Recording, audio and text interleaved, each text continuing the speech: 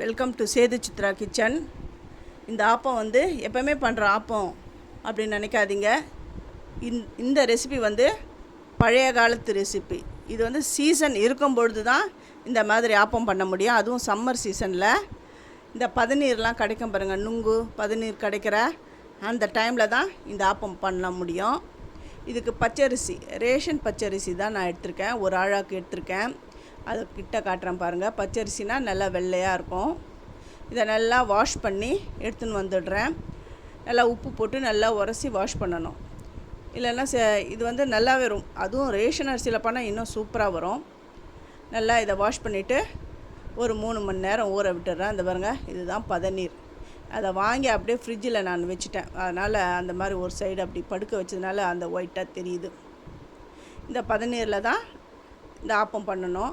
அதுக்கு முன்னாடி அந்த பதநீர் அப்படியே நீங்கள் என்ன பண்ணுங்க, அப்படியே ஒரு சைடு அப்படியே புளிக்க வச்சுடுங்க. அப்படியே இருந்தாலுமே அதுவே புளிச்சிடும். ஊற வச்ச அந்த பச்சரிசியை எடுத்து இந்த மிக்ஸி ஜாரில் சேர்த்து நல்லா அரைச்சி எடுத்துகிட்டு வரணும். இதுக்கு தேவையான கொஞ்சமாக உப்பு போட்டு நல்லா அரைச்சி எடுத்துன்னு வரேன். இதுக்கு வந்து அரிசி ஊற வச்சேன் இல்லையா, அந்த தண்ணியே விட்டு தான் நல்லா பேஸ்ட்டு மாதிரி நான் அரைச்சி எடுத்துன்னு வந்துட்டேன். இதை நல்லா ஃபைன் பேஸ்ட்டாக அரைச்சி எடுத்துகிட்டு வரேன். நல்லா அரைச்சி எடுத்துன்னு வந்துட்டேன். இதை ஒரு வேறு பாத்திரத்தில் நான் இதை சேர்க்குறேன். அதை இந்த அளவுக்கு நல்லா அரைச்சிட்டேன் பாருங்கள். ஆனால் இந்த மாதிரி திக்காக இருக்கக்கூடாது. கொஞ்சம் தண்ணியாக இருந்தால் தான் ஆப்பம் பண்ணுறதுக்கு நல்லாயிருக்கும். இதெல்லாம் சேர்த்துட்டேன். இப்போ அந்த மிக்ஸி ஜாரில் ஒட்டின்னு இருக்க அந்த மாவெல்லாம் கொஞ்சம் தண்ணி விட்டு அப்படியே இந்த ஆப்பம் மாவில் கொட்ட போகிறேன். சில பேர் என்ன பண்ண கப்பி காசுவாங்க. இந்த மாதிரி இந்த மிக்ஸி ஜாரில் அந்த தண்ணி விட்டு அப்படியே அதில் கூட நீங்கள் கப்பி காசுறவங்க அப்படி கூட காசி நல்லா ஆறின உடனே இந்த மாவில் சேர்த்துடுங்க. நான் அதெல்லாம் செய்யலை. நான் டைரெக்டாக அப்படியே நான் என்ன பண்ணேன், ஃபர்மெண்ட் பண்ணிவிட்டு நான் ஆப்பம் பண்ண போகிறேன். இதுவே ரொம்ப நல்லாவே இருக்கும். இப்போ இதுக்கு வந்து 1 டம்ளர் அளவுக்கு பதநீர் நான் சேர்க்க போகிறேன். இந்த பதநீர் வந்து நான் வந்து முந்தைய நாளே நான் வாங்கி ஃப்ரிட்ஜில் வச்சுருந்தேன். அப்புறமா எடுத்து வெளியில் வச்சுட்டேன். ஒரு 3 மணி நேரம் அப்படியே வச்சுட்டேன். அது அதுவும் நல்லா புளிச்சிடுது. அந்த தண்ணியை தான் இந்த மாவில் நான் சேர்த்துட்டேன். இந்த ஆப்பம் நீங்கள் பண்ணி பாருங்கள்.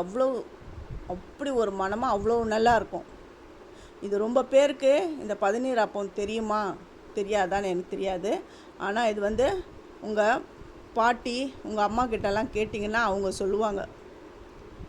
இந்த மாதிரி பழைய காலத்து ரெசிப்பிலாம் நிறைய பேர் நம்மளாம் மறந்து போயிடுறோம். இதை அப்படியே மூடி வச்சுட்டு மறாவது நாள் காலையில் பார்க்கலாம். மறாவது நாள் காலையில் ஆகிடுது. இது வந்து நான் தேங்காய் பால் எடுத்துட்டேன். இதுக்கு வந்து சர்க்கரை சேர்த்துருக்கேன், ஏலக்காவும் இப்போ சேர்த்துட்டேன். இது நல்லா கரைச்சிக்கிறோம். நீங்கள் வந்து சர்க்கரை வேணாம் அப்படின்றவங்க நாட்டு சர்க்கரை சேர்த்துக்கோங்க. அது உங்களுடைய இஷ்டம்தான். இந்த ஆப்பம் மாவு வந்து நல்லா புளிச்சிடுது. இதில் வந்து 2 ஸ்பூன் வந்து நான் தேங்காய் துருவலை நான் சேர்க்க போகிறேன். இது நல்லா சேர்த்துட்டு நல்லா கலந்துட்டு நான் அடுப்பில் ஆப்பச்சட்டியை வச்சுருக்கேன். ஃபஸ்ட்டு என்னுடைய வீடியோவை பார்க்குறவங்க சப்ஸ்கிரைப் பண்ணலைன்னா சப்ஸ்கிரைப் பண்ணுங்கள். ஆல் என்ற ஆப்ஷனை தொடுங்க. அப்போ தான் நான் போடுற ஒரு வீடியோவுடைய நோட்டிஃபிகேஷனும் உங்களுக்கு காட்டும். உங்களுக்கும் யூஸ்ஃபுல்லாக இருக்கும். இதோ இந்த மாதிரி கரைச்சிக்கணும். ஆப்பம் பண்ணுறது வந்து ஆப்பம் மாவு வந்து நல்லா திக்காலாம் இருக்கக்கூடாது.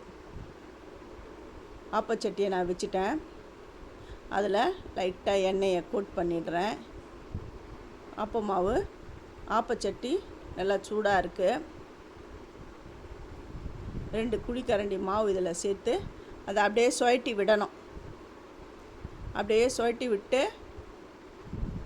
கொஞ்சம் நேரம் தட்டு போட்டு அப்படியே மூடி விட்டுடுங்க. அதுவாகவே நல்லா வெந்துடும். இது தோசை மாதிரிலாம் திருப்பிலாம் போடக்கூடாது. அதை 1 சைடு வேக வச்சாலுமே போதும். அதுவும் இது தட்டு போட்டு மூடணும். இந்த எண்ணெய் நான் விடுறேன். இந்த எண்ணெய்லாம் விடணும்னு அவசியமே கிடையாது. அப்படியே நீங்கள் அப்படியே மூடி போட்டு வச்சாலுமே அதுவே நல்லா வெந்து வந்துடும். இதை பாருங்கள், ஆப்பம் நல்லா சூப்பராக வெந்துடுச்சு பாருங்கள். நான் கையிலேயே அப்படியே கூட உரித்து எடுத்துடலாம்.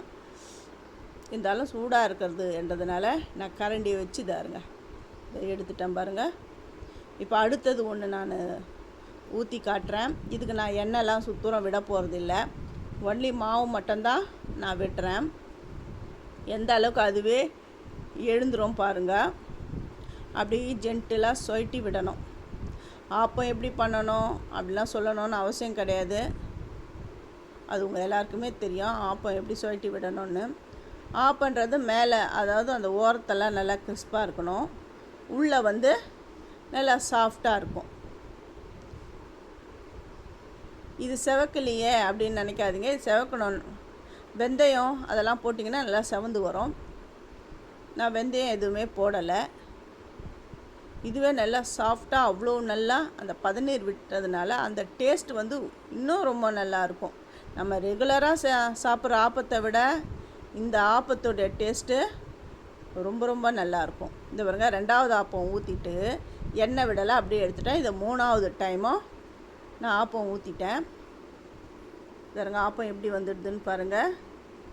சூப்பரான ஆப்பம், பதநீர் ஆப்பம் ரெடி ஆகிடுது. தேங்க்யூ.